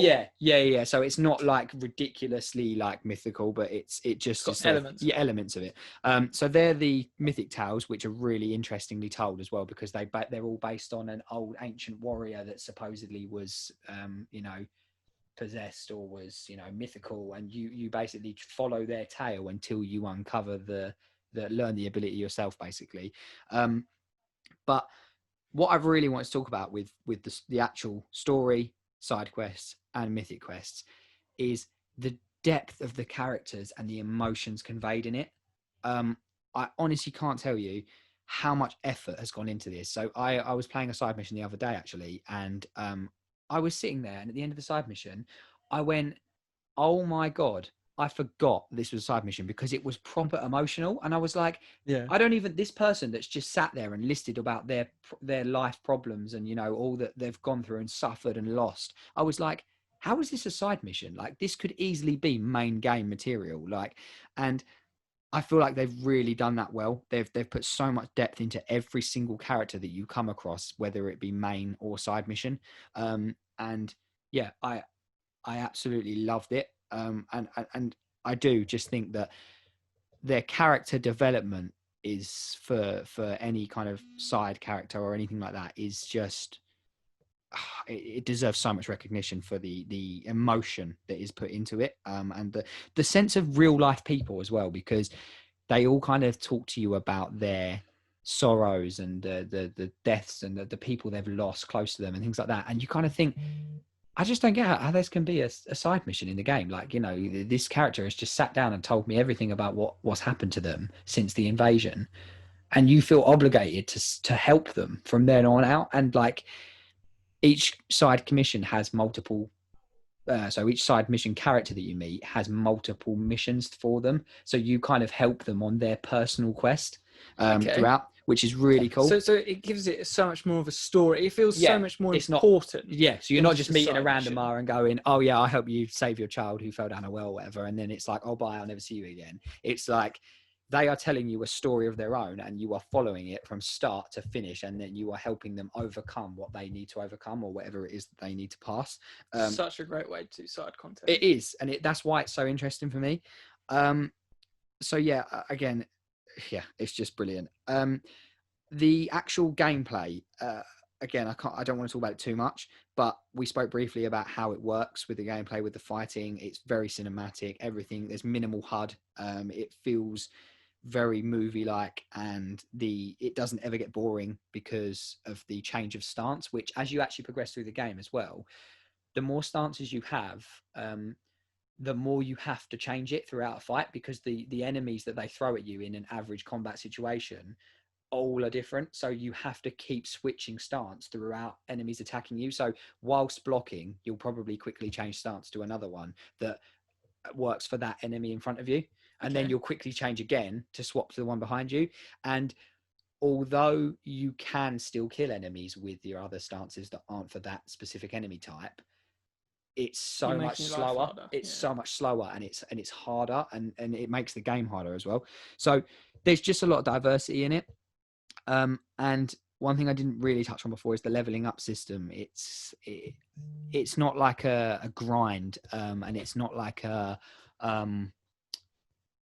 there's like immense skill tree that takes you forever to, you know, unlock everything and that. But what I would say is that there is enough in there, bearing in mind I've spent the majority of my hours doing side missions and also just uncovering the map and earning XP to level my character up. I still don't have everything in the skill tree. Now, for where I am in the story, I'm very upgraded. Like I can tell that I shouldn't be this high level for where I am in the story, but the fact that I still haven't got it all shows you that there is plenty there to be had. Because, you know, it just is a crazy big world. There's a crazy big world, and there's so much XP to grab before you can have everything in the skill tree. And I am fairly close now, but like I say, if you was to play the game and you was just to go, I'm just going to play the main story missions as they come up. By the point I was at in the story, which isn't majorly far in, but it's a fair way, I feel like you would find maybe some of it so much more intense, because you probably wouldn't have half the stances, you probably wouldn't have half the abilities, you probably wouldn't have, and it may be more difficult. But that just comes down to whether you want to do it that way. And that's kind of your choice. Yeah, whether you want to graft it or whether you want to just thingy. But the last thing I'll say on it is that this is a summary. It's the game that I've been waiting for personally for a long, long time. You said before, Chris, it's the Assassin's Creed we never got. And for me, the old Assassin's Creed we never got. And for me, that's exactly what it is. But it's that and so much more. And it's done in a way that feels like I can't compare it to any other games, really. Like, I don't really feel like it merges. I mean, there's elements, but you can't go, oh, that's just like a spin-off game of this, because it really feels like its own story. It's taking elements from so many other places, but it's own. It's so unique.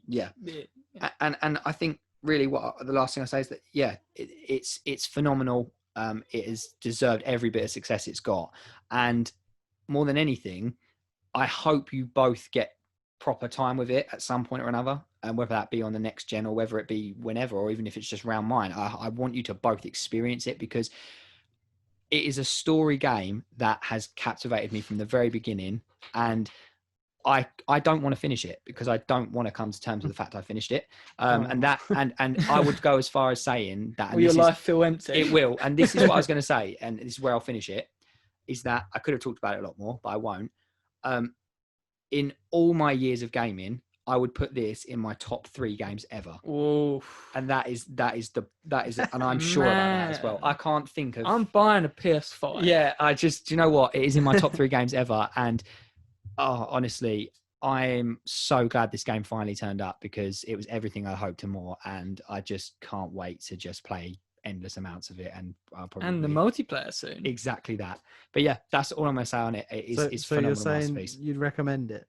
I'm saying I'd recommend it to anyone. And yeah, just honestly, go and give it a go. Eventually when I do play it, I'll definitely I'll give my thoughts. Yeah, I'm sure they'll probably be pretty much identical to yours. But yeah. But yeah, so yeah, that's all I've got to say about that, and hopefully it just continues to succeed. Now, you've got a quiz for us, haven't you? I have my quiz, and I'm really excited about this.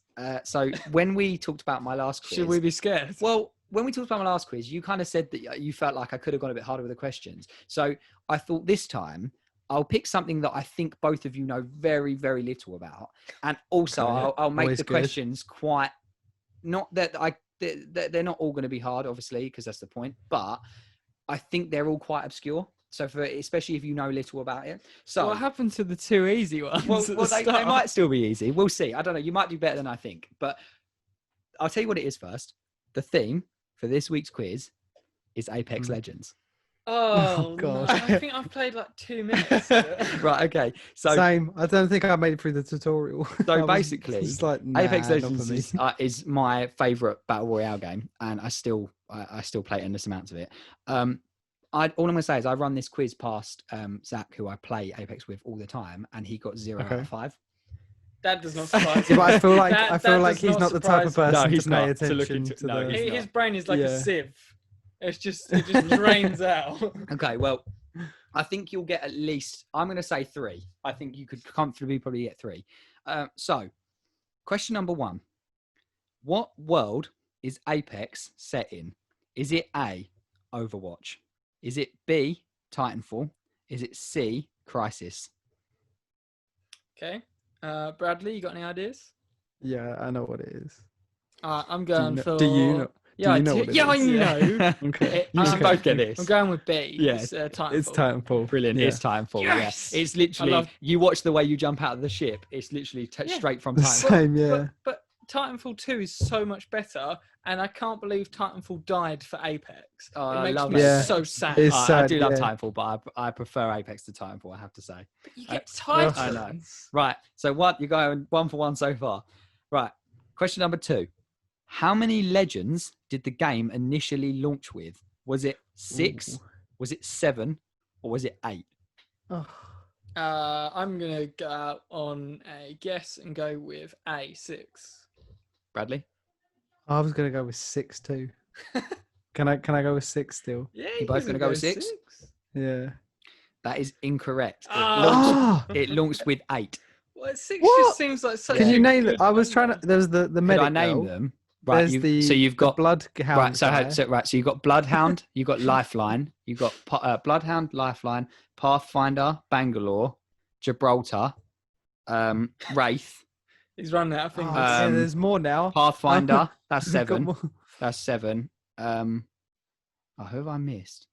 These are just the launch characters. Yeah. And who did I miss? There's one I've missed, and I can't think who it is. But there is one more, and I'm sorry, whoever that legend is. Was there a beta? Maybe I played the beta. I swear I only had. Anyway, right. Question number 3.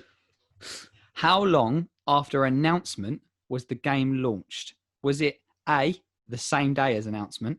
Was it B, 1 week after announcement? Or was it C, 1 month after announcement? I'm going to go with a guess and go same day. Bradley? See, I know I'm pretty sure it was either the same day or the same week or like the next week. What are you going to go with? I'll make it interesting and I'll go with the week. Chris was right. It was the same Yes, day. I remember this. Yeah. I remember it was a complete and utter stealth release. Stealth release. Yeah, they dropped the trailer and dropped the game for free. Yeah. That's what you get for not going for your gut, Bradley. Yeah. I just wanted to make it interesting. Yeah. Right. Okay. So, question number 4: which of the following is not the name of a legend's ability in the game? So, bearing in mind every legend, and there is now, oh my God, there's now, I think there's more than 12, and each legend has 3 abilities each. So this is going to be probably, unless you recognize any of them, it's going to be a guess one. So number A. Number A return in episode 8. That wasn't even intentional. It wasn't. Right. Speed demon. Number B. I'm going to keep doing it now. Right. B. Number B. Right. So A, speed demon. B, the beast of the hunt. C, emplaced minigun Sheila. What? The name of the ability? Yeah. So one of these is all three. fake. All 3 of those. So they're all. I'm saying 3 names of abilities. One of them is not actually in the game. Okay. Okay. What is the? Do you want me to repeat them again? Yeah. You've got speed demon. The beast of the hunt. Yeah. Emplaced minigun Sheila. I'm going number C. Number C. Number C, please. Oh, it's got to be in place minigun Sheila. The other 2 sound too legit. Bradley, are you going to go with your? Are you going to go with your gut? Or are you going to go with Chris? Or are you going to go? Or, Well, see, or is your gut the that's same what as I mean. Chris? I'm gonna lose either way if it is that, like, and we keep getting it. Go on. What are you getting? What are you going for? I'll go for A. Number Speed. A, please. You're going to number A, Speed please. You're demon. going to go speed demon. The correct answer is speed demon. It's not Yes! an ability, Oh, and I tricked you I on thought purpose that because Octane is the speed daredevil, and I thought, Yeah. anyone's going to think. I the name Speed thought Demon it is an was ability. his ability, but then It's actually you Stim. threw a His curveball. ability is just called Do you know, Stim. I was which is even going to go with Bradley. What an idiot! Like, Yeah, you've completely. What is your logic? Well, I thought I'd throw you off and the reason I did this was that C is only literally the legend that started at the season 6, which started about a week ago, and her ultimate ability is actually called Emplaced Minigun, and she calls it Sheila. So it's actually called Emplaced Minigun Sheila, and I was like, "There's no way anyone's going to think that's the name of an ability." I thought you made that up. Yeah. I was like, there's no way in a professional writing stuff. Yes, they did. produced Yeah. that. So this is the last question on the quiz. Ooh. I'd be interested to this one. So, which of the following legends does not conform to male or female and is instead referred to as they? Is it Bloodhound? Is it Mirage? Or is it Rampart?